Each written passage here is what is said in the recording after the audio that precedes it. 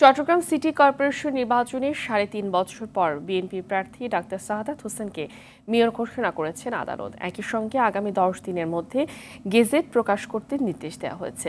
এতে আইনের শাসন প্রতিষ্ঠিত হয়েছে বলে মনে করেন ভোটাররা। এর আগে ভোটে কারচুপির অভিযোগে ফল বাতিল চেয়ে নির্বাচনী ট্রাইব্যুনালে মামলাটি করা হয়।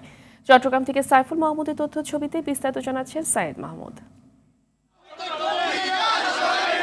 ৩.৫ বছরের উদ্বেগ উৎকণ্ঠা পেরিয়ে অবশেষে উচ্ছ্বাস আনন্দ। চট্টগ্রাম সিটি কর্পোরেশন চসিকের নতুন মেয়র বিএনপি নেতা ডাক্তার শাহাদাত হোসেনকে বরণ করে নিতেই এত আয়োজন।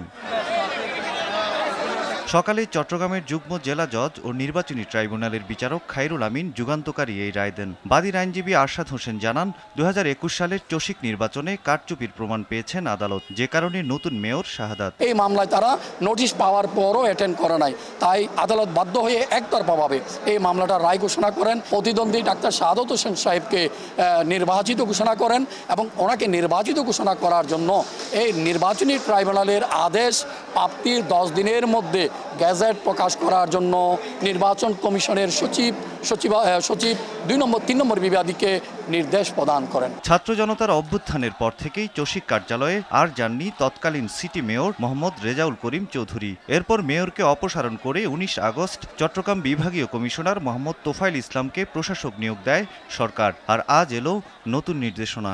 বিপুল ভোটে শাহাদাত ভাই মেয়র হয়েছিল, যা ফ্যাসিস্ট সরকার শাহাদাত ভাইকে হতে দেয় নাই। চট্টগ্রামের জনতার গণরায়কে তিনি ন্যায় বিচার হিসেবে প্রতিষ্ঠিত করেছেন। জনগণ দল মত ধর্ম বর্ণ নির্বিশেষে সবাই শুকরিয়া আদায় করেছে।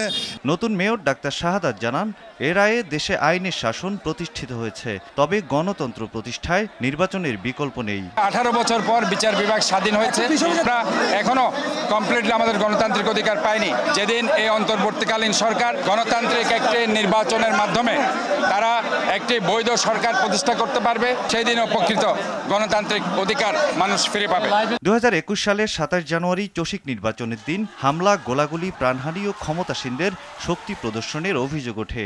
এমন বাস্তবতায় ২৪ ফেব্রুয়ারি আওয়ামী লীগের মেয়র প্রার্থী এম রেজাউল করিম সহ ৯ জনকে বিবাদী করে নির্বাচনী ট্রাইব্যুনালে মামলা করেন বিএনপির প্রার্থী শাহাদাত। মামলায় বলা হয়, নির্বাচনের নামে শুধু আনুষ্ঠানিকতাই হয়েছে। সাইয়েদ মাহমুদ, RTV।